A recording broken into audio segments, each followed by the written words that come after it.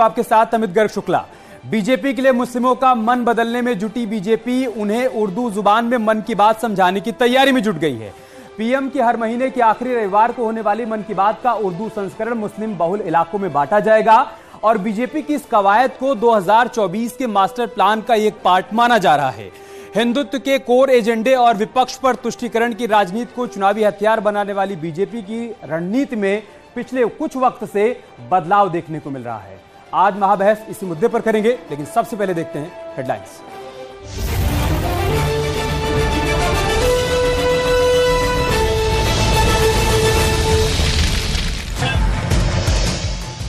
Shooter Sabir के बाद अब अरमान संग भी सामने आई शाइस्ता परवीन की वीडियो। उमेश पाल शूटआउट से कुछ दिन पहले प्रचार के दौरान शाइस्ता संग दिखा था 5 लाख का इनामी शूटर। प्रयागराज में अतीक के करीबियों पर गर्जा पीडीए का बुलडोजर, अवैध निर्माण और प्लॉटिंग ध्वस्त की गई। सीएम योगी का मिशन रोजगार जारी, 496 अभ्यर्थियों को बांटे नियुक्ति पत्र। ई अध्याचन पोर्टल का किया उद्घाटन। कल बाबा विश्वनाथ की नगरी में पीएम मोदी वाराणसी को देंगे रोपवे की सौगात। करोड़ों की विकास योजनाओं का करेंगे लोकार्पण और शिलान्यास।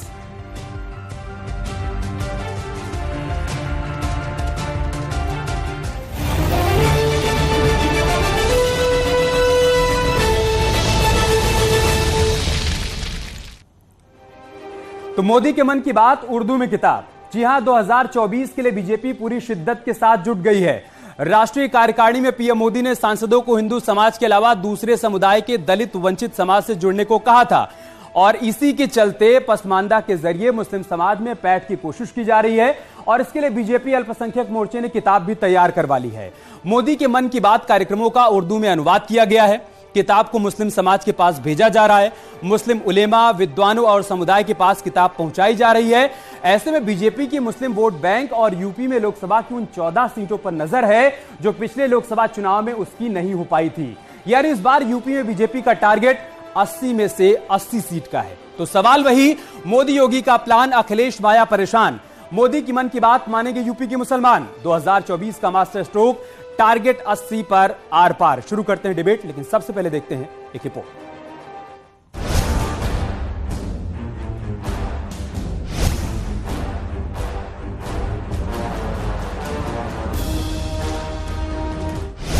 पीएम मोदी के मन की बात उर्दू में छपी किताब। जो सुनने के जरिए तो पहुंच गए थे, लेकिन अब घर घर अगर वो किताब की शक्ल में उर्दू में जाएंगे तो ये भी एक संदेश जाएगा कि जो उन्होंने कहा था, जो उनका संकल्प था, उसको वो आज भी धरातल पर उतार रहे हैं, जमीन पर उतारने का काम कर रहे हैं। 2024 का मोदी प्लान, पसमानदा की तरफ ध्यान। आज भारतीय जनता पार्टी पसमानदा सम्मेलन, सूफी सम्मेलन, बुद्धिजीवी सम्मेलन, यादव कुर्मी सम्मेलन करा रही है। भारतीय जनता पार्टी आज मोदी जी के मन की बात का ट्रांसलेट उर्दू में करके छपवाना चाहती है। इन सब बातों से जनता का भला होने वाला नहीं है। भारतीय जनता पार्टी साजिशन मुद्दों से ध्यान जनता का हटा के धर्म के, जात के मुद्दों पर ले जाना चाहती है। 14 सीट का मास्टर प्लान, 24 में 80 का टारगेट। अगर बुकलेट छप रही है तो क्या दिक्कत है? छपनी चाहिए। उनका जो अधिकार है उनको मिलना चाहिए। बीजेपी की निकाय पर निगाहें, लोकसभा पर निशाना। और भारत को विश्व गुरु बनाने के अंदर अपना किरदार अदा कर रहे हैं, उसका तज़किरा लोगों से करते हैं, अपने ख़ैरात को साझा करते हैं और लोगों से मशवरे लेते हैं। उसको लोगों के सामने लाने का काम किया गया है।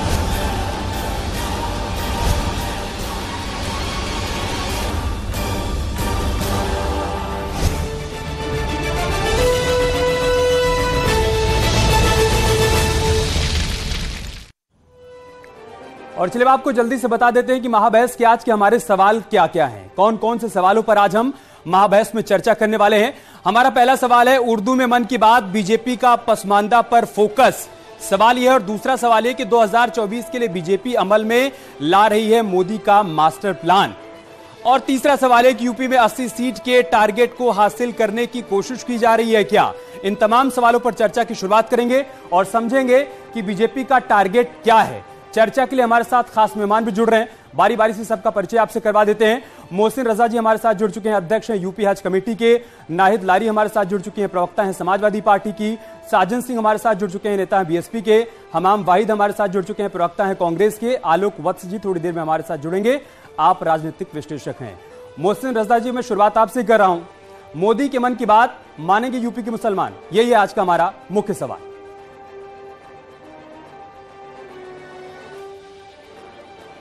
मोहसिन रजा से हमारा संपर्क नहीं हो पा रहा है। नाहिद लारी, मैं आपके पास आ रहा हूं। अगर बीजेपी की तरफ से एक कोशिश, एक कवायद की जा रही है कि सबका साथ, सबका विकास, सबका विश्वास किया जा सके और ये बात सब तक पहुंचाई जा सके, तो दिक्कत क्या है समाजवादी पार्टी को? देखिए, सभी को 9 दिन नवरात्र के और 30 दिन के रोजे रमजान की बहुत बहुत मुबारकबाद। और मैं तो ये पहले समझना चाह रही थी कि आप क्या बताना चाह रहे हैं, कि क्या मन की बात, क्या उर्दू में समझ नहीं पा रही कि उर्दू में क्या कहना चाह रहे हैं। अगर आप इसको मुझे समझा सकते कि क्या बताना चाह रहे हैं, क्योंकि मुझे इसके बारे में मालूम नहीं है। वो तो अभी मोहसिन रजा जी हमारे साथ जुड़ेंगे तो हम उनसे समझने और समझाने की कोशिश करेंगे। लब्बो लुआब मैं आपको बता दे रहा हूं, ये बात तो आप जानती हैं कि हर महीने के आखिरी रविवार को प्रधानमंत्री मोदी मन की बात करते हैं। उसी मन की बात को अब उर्दू में छपवाया गया है और उस किताब को मुसलमानों के बीच बांटा जा रहा है, खासतौर से बुद्धिजीवी वर्ग के बीच में, ताकि ये बताया जा सके कि हम सबके साथ, सबके विकास, सबके विश्वास की बात करते ही नहीं है, बल्कि उसको जमीन पर उतारते भी हैं। अच्छा, देखिए जैसे बड़े शायर थे फिराक गोरखपुर के थे, जहां के जो चीन के बॉर्डर उत्तराखंड से आए हैं आदित्यनाथ जी, वहां आकर जबरन जहां मुसल्लत हो गए गोरखपुर के, वो गोरखपुर के थे फिराक गोरखपुरी। तो क्या वो मुसलमान थे? जी नहीं, वो मुसलमान तो थे नहीं। तो तमाम गैर मुसलमानों की जबान भी उर्दू थी। और सवाल ये पैदा होता है कि उर्दू पढ़ेगा कौन? उर्दू पर कोई खास तवज्जो तो की नहीं सरकार पे। सरकार ने तमाम उर्दू अकेडमीज हैं, चाहे उर्दू अकेडमी हो, फखरुद्दीन अकेडमी हो, मीर तकी मीर अकेडमी हो, गालिब अकेडमी हो, ये सब ठप पड़ी हुई हैं। और अगर आप बात करें मन की बात, तो ये मैं आपको जो है बहुत स्पष्टता से बता देना चाहती हूँ कि जो भारत के मूलवासी, केवल और केवल जो भारत के मूलवासी, पिछड़े दलित, आदिवासी और मुसलमान जो है, मोदी जी के मन की बात कतई नहीं सुनता है, बिल्कुल नहीं सुनता है। इक्का दुक्का कोई सुन ले तो सुन ले, वैसे 9 साल से किसी ने नहीं सुनी। वो इसका एक बड़ा रीजन ये है क्योंकि सभी लोग कष्ट में है, बहुत ज्यादा जनता कष्ट में। जिस प्रकार से महंगाई चरम पर है, सिलेंडर का दाम आसमान छू रहा है। 2014 में भाजपा सरकार के आने से पहले सिलेंडर का दाम 400 रुपए था, सब्सिडी मिलती थी 180 रुपए। आज सिलेंडर का दाम हो गया 1150, सब्सिडी 0 हो गई है। पेट्रोल का दाम 30 रुपए था, आज 100 रुपए हो गया। और आपको मालूम है, जिस प्रकार से टैक्स के बोझ के तले दबाई जा रही जनता को, कल ही अखबार में आया है कि भाजपा के पूंजीपति पेट्रोल कंपनीज जो मित्र है और सरकार की कमाई बहुत ज्यादा बढ़ गई। 1 साल में टैक्स लगा कर आम जन को कोई राहत नहीं मिली। 22 और 23 में थोड़ी सांस ले लीजिए, टैक्स लगाकर थोड़ी सांस ले लीजिए। मैं आपसे और भी सवाल पूछूंगा ना, एक ही सवाल के जवाब में इतना बोलेंगे तो फिर अगला सवाल कैसे आएगा? ये सारे मुद्दे जो आप उठा रही हैं, ये आप 2014 में, 2017 में, 2019 में, 2022 में, रामपुर आजमगढ़ के उपचुनाव में बार बार उठा चुकी हैं। उसके बावजूद उनकी जीत हो रही है ना। मेरा सीधा सवाल आपसे था कि अगर बीजेपी ऐसा करने की कोशिश कर रही है तो समाजवादी पार्टी को क्या दिक्कत, क्या तकलीफ है, ये बता दीजिए। नहीं, देखिए, अरे भाजपा की तो धरती खिसक चुकी। धरती पर भाजपा कहीं नहीं है, भाजपा केवल टीवी चैनलों पर चल रही है। और इनके तो हर बात को आप मास्टर स्ट्रोक बता देते हैं। भाई बीजेपी की केंद्र सरकार काला कृषि कानून लेकर आई, सारे चैनल्स चीख कर बोलने लगे मास्टर स्ट्रोक। इनके बीजेपी के प्रवक्ता बताने लगे मास्टर स्ट्रोक। नतीजा 700 किसान शहीद हो गए। वो तो जब माननीय अखिलेश यादव जी 16 नवंबर को दिन में सुबह गाजीपुर से लखनऊ तक उनका रात्रि जागरण हुआ, तब जाकर जो है बीजेपी केंद्र सरकार में इतनी थर्रा गई कि 24 घंटे के अंदर काला कृषि कानून वापस ले लिया। और फिर जब काला कृषि कानून वापस ले लिया, तब भी बोलने लगे आप लोग मास्टर स्ट्रोक। बंगाल गए थे, दीदी का नारा दे दिया था, आप लोग सब लोग कहने लगे मास्टर स्ट्रोक। मैं फिर आपसे यही कहूंगा नाहिद लारी, मैं फिर आपसे यही कहूंगा कि आपने सीधे से सवाल का सीधा जवाब नहीं दिया। और रही बात यह कि भाजपा हवा में है तो भाजपा सत्ता में है, इतना तो आपको पता ही होगा। और अगर हवा में होती तो बार बार जनता उनको कुर्सी पर नहीं बिठाती ना जिताकर। तो हवा में कौन है ये भी तय करना होगा। ठीक है साजन सिंह, समाजवादी पार्टी की तरह बीएसपी की भी चिंता बढ़ गई है। क्या चिंता इस बात को लेकर है कि जो हमारा कोर वोटर है वो हमसे खिसकता जा रहा है और कहीं ऐसा ना हो कि बीजेपी पूरी तरीके से उसको अपने साथ ले ले, ये डर है, ये चिंता है? नहीं, हमारी कोई चिंता नहीं बढ़ी है, चिंता भाजपा की बढ़ी है जो उर्दू में ट्रांसलेशन हो रहा है। अरे मन की बात जो हर एक सभी रविवार को प्रधानमंत्री जी बोलते हैं, उनका उर्दू में छपा करके वितरण किया जा रहा है, तो ये बात तो आप मानते हैं ना कि मन की बात कोई सुनता नहीं सुनता है, इसलिए छपाया जा रहा है। और छपा करके उर्दू में आप साबित क्या करना चाहते हैं? ये इन प्रकार राजनीति में चुनाव को जीतना यही एकमात्र कार्य है भाजपा के सरकार का, और कुछ भी नहीं, बुनियादी मुद्दों से दूर हट करके।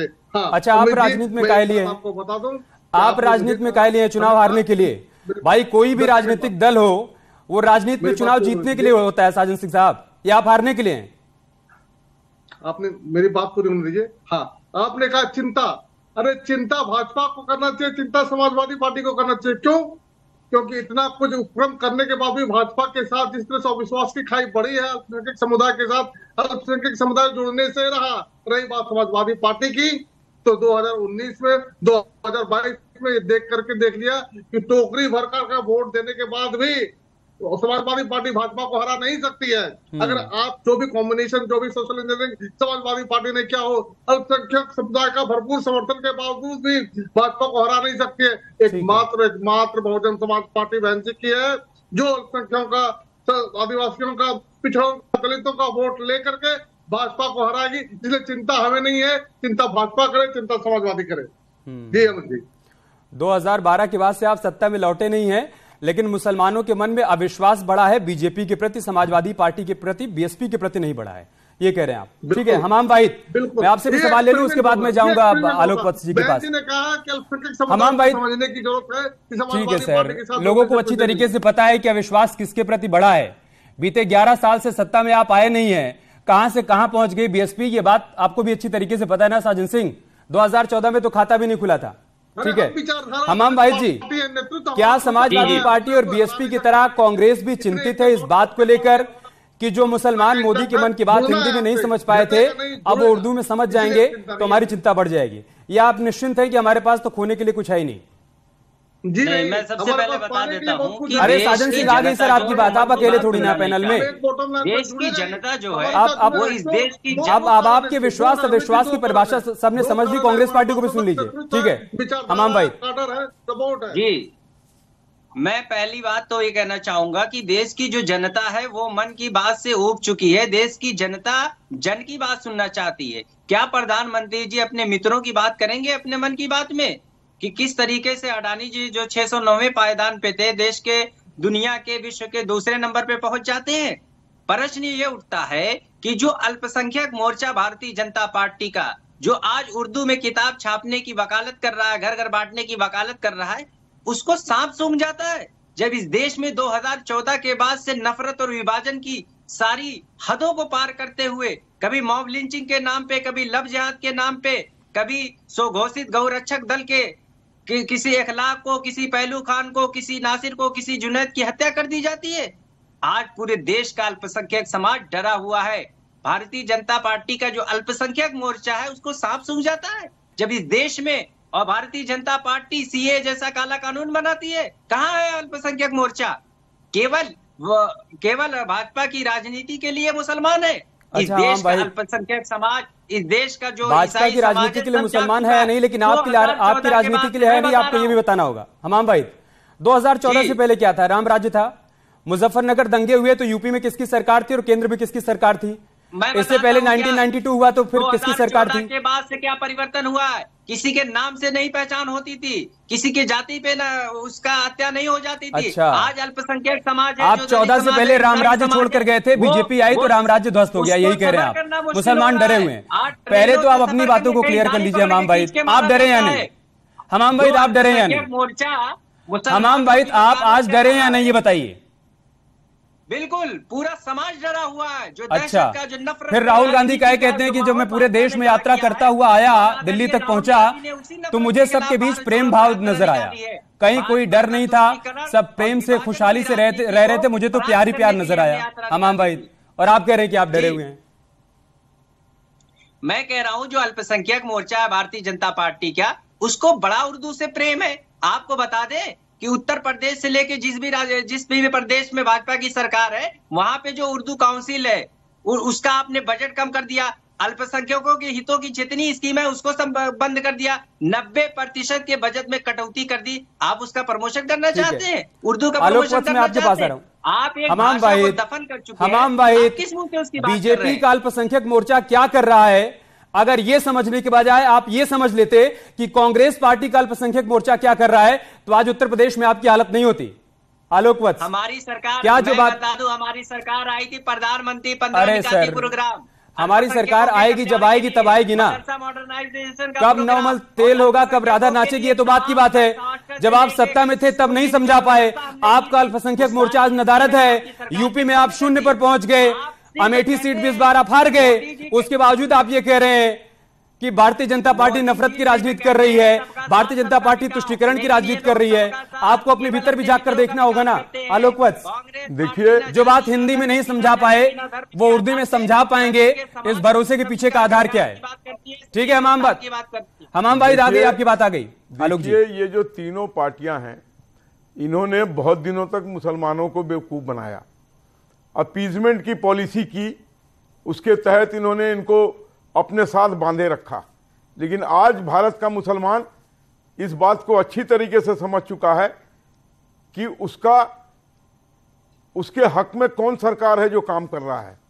जितनी भी कल्याणकारी, प्रधानमंत्री की कल्याणकारी योजनाएं थी, मैं नाम नहीं गिनाना चाहता हूं, बहुत लंबी लिस्ट है, एक से भी मुसलमान को वंचित नहीं किया गया है।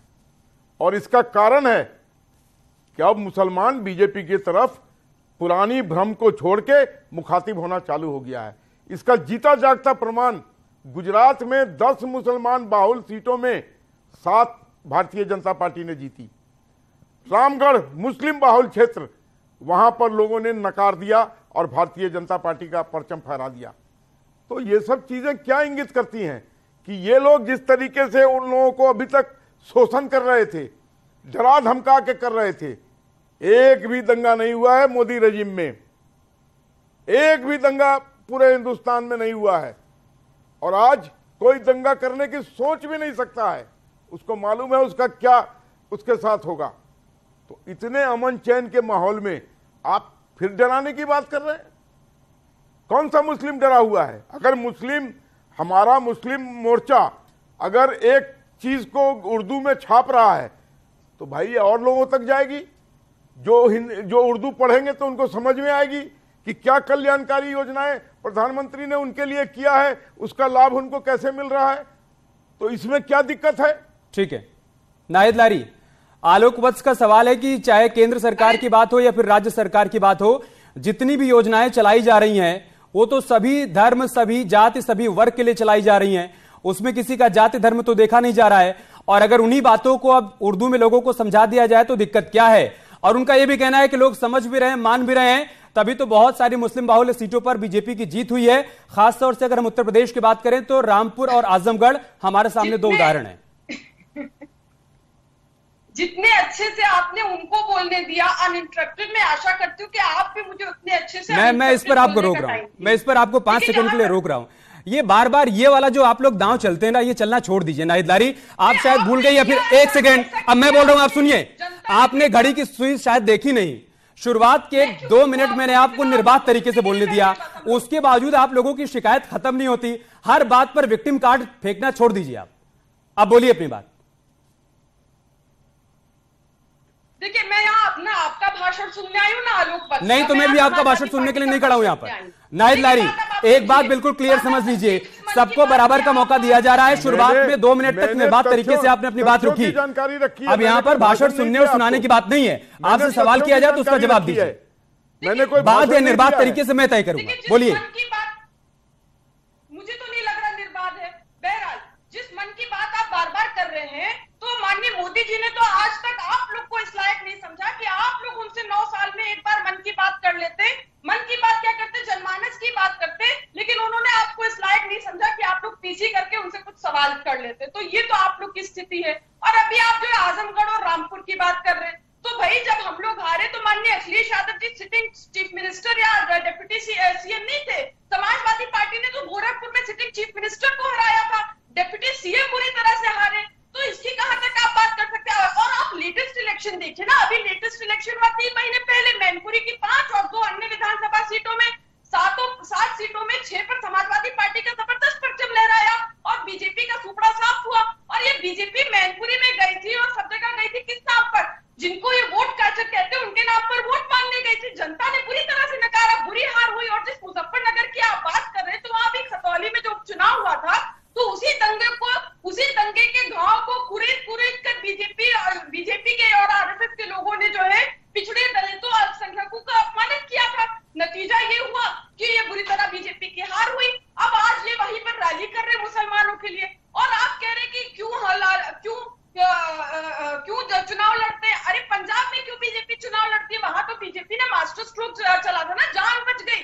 क्या हुआ, 1% वोट मिला था, 1 सीट मिली, वहां 25% हिंदू आबादी और 6% अपर कास्ट हिंदू, जिनको ये कहते हैं जेबी वोटर। इनके जेबी वोटर, सो कॉल्ड जेबी वोटर, तो इनके मन की बात सुनना नहीं चाहते। और हिमाचल प्रदेश में क्या हुआ था, वहां गोली मारो का नारा दिया था, आपने का मास्टर स्ट्रोक है, वहां पर भी इनकी बुरी तरह से हार हुई। उड़ीसा, तमिलनाडु, केरला, बंगाल, दिल्ली, तमाम ऐसे प्रदेश है जहां पे बुरी तरह से हार हो रही है बीजेपी की।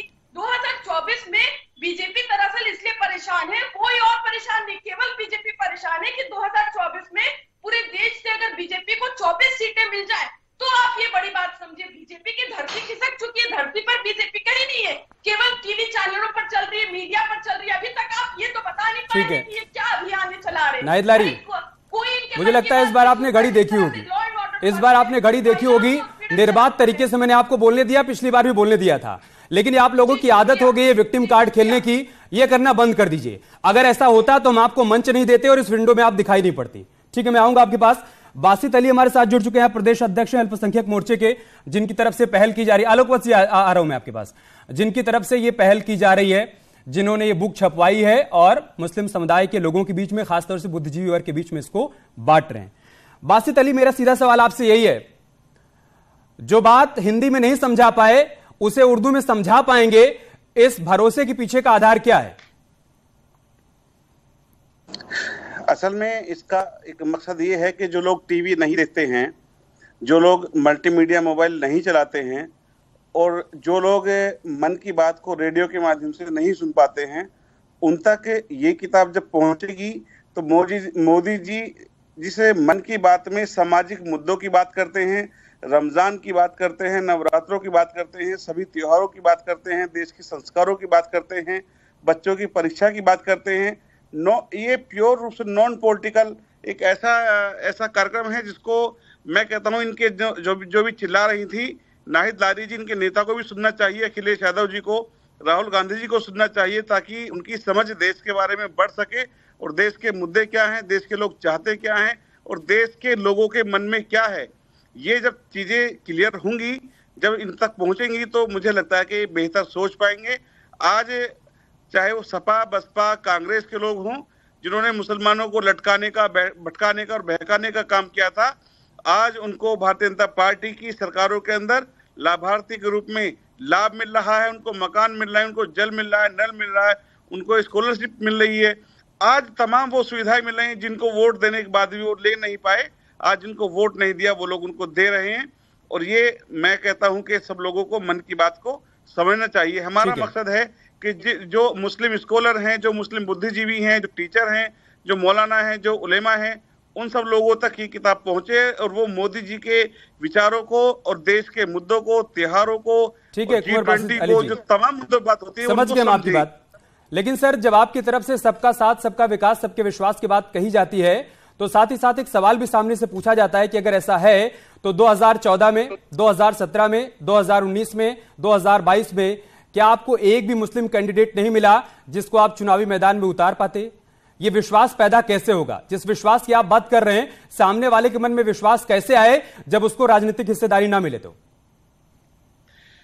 देखिए, राजनीतिक हिस्सेदारी कहीं भी संख्या के बल पर मिलती है। ये सबसे आज मैं इस बात को आपसे कह सकता हूं कि मुसलमानों को बहकाने का काम लगातार इनकी सरकारों में किया गया, भटकाने का, तो मुसलमानों ने दूरी बनाकर रखी और चुनाव जीतने के लिए लड़ा जाता है, ना कि वो मुसलमान और हिंदू के लिए। जहां सर्वे के अंदर ऐसा लगता है कि जो जीतेगा उसको टिकट दिया जाता है। यहाँ लोकतांत्रिक परंपराएं हैं और सभी लोग मिलकर फैसला करते हैं। किसी परिवार के खानदान के नाम पर फैसला नहीं होता कि फला नेता ने कह दिया टिकट उसको देना है। यहाँ सब लोग बैठकर तय करते हैं और बैठने के बाद भी एक न्यूट्रल टीम से सर्वे कराया जाता है, फिर उसके अलावा भी एक क्रॉस सर्वे कराया जाता है। ठीक है। जो लोग चुनाव लड़ने के लिए मैदान में उपयुक्त पाए जाते हैं, जिताओ टिकाओ। नाहिद लारी कुछ काउंटर करना चाहते हैं, उसके बाद मैं साजन सिंह आपके पास आऊंगा। नाहिद लारी, देखिए बड़ी बड़ी बातें मुसलमानों के लिए कर रहे हैं, तो Sachar committee, justice Sachar committee की रिपोर्ट ने स्पष्ट बता दिया है कि मुसलमानों की स्थिति जो है दलितों से भी बदतर है। तो गृह मंत्री जी जो है, इसको केंद्र के गृह मंत्री जी अपनी अलमारी में इस फाइल को दबा के रखे हैं, तो क्यों नहीं आप लोग इस फाइल को आगे कर रहे हैं और क्यों नहीं सच्चर कमेटी की रिपोर्ट लागू कर रहे हैं? अरे आप ये समझिए कि जहां ये मुसलमानों की बात कर रहे हैं और विशेषकर पसमंदा मुसलमानों की बात कर रही है भाजपा, तो भाजपा ने पसमंदा समाज की राजनीतिक और सामाजिक हत्या की है। बीजेपी ने बीजेपी की केंद्र सरकार ने सुप्रीम कोर्ट में हलफनामा देकर कहा है कि मतांतरित मुसलमान और क्रिश्चियंस को नहीं मिलना चाहिए SC/ST आरक्षण का लाभ, क्योंकि मुसलमानों में जाति आधार में कोई भेदभाव नहीं। यहाँ तक कहा कि राज्य सरकार ऐसे वर्ग को अन्य पिछड़े वर्ग के तहत सुविधाएं देती है और हलफनामे में ये स्वीकारा है भाजपा की केंद्र सरकार ने कि बड़ी जाति के हिंदुओं के भेदभाव के कारण हिंदू धर्म लोग मुसलमान और ईसाई, मुझे लगता है आप ये भूल जाती हैं, ये कोई चुनावी मंच थोड़ी ना है। यहाँ भाषण नहीं होता, यहाँ सवाल होता है, समय की बाध्यता होती है। आप सवाल करिए ना, आप भाषण कर रही हैं। ठीक है साजन सिंह, साजन सिंह सवाल ठीक है, आप अपनी बात कहिएगा। ठीक है नाहिद लारी, आ गई आपकी बात। देखिए मैं आपको इतनी देर बोलने दे रहा हूं, उसके बावजूद आपकी शिकायत समाप्त नहीं हो रही है, इसलिए सवाल नहीं निकल रहा है, सिर्फ भाषण आ रहा है। साजन सिंह, बार बार मुसलमानों को डराने की कोशिश की जाती है, कभी CA के नाम पर, कभी NRC के नाम पर, कभी मदरसों में सर्वे के नाम पर।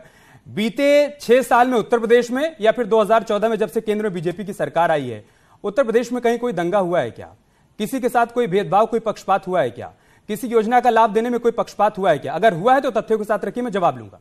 साजन सिंह। अमित जी, मैं शिकायत नहीं कर रहा हूं, लेकिन मेरा समय मत काटिएगा आप जी।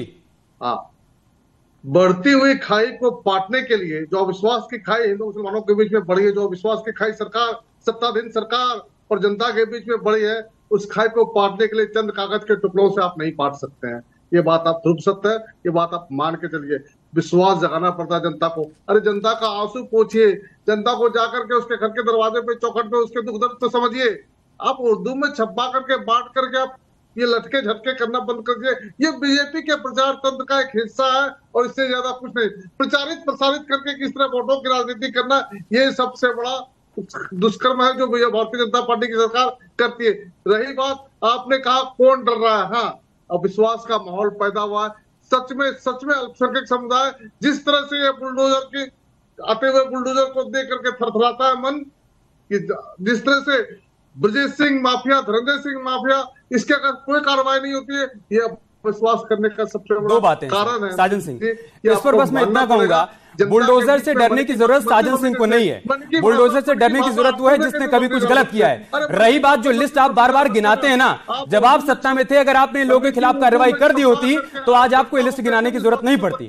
मैं आलोक वत्स से जवाब लूंगा इस अविश्वास वाली बात पर, लेकिन साथ ही साथ देखिए समय की बाध्यता है। अल्पसंख्यक समुदाय को लेकर जो योजनाएं चल रही हैं उसके बारे में डिटेल्स में आप गूगल कर लीजिएगा। मैं 5 पॉइंट आपको बता देता हूं। उड़ान योजना चल रही है, शादी शगुन योजना चल रही है, उस्ताद योजना चल रही है, सीखो और कमाओ योजना चल रही है, ईदी योजना चल रही है। इन 5 योजनाओं के बारे में गूगल कर लीजिएगा, अगली बार विस्तार से बातचीत करेंगे।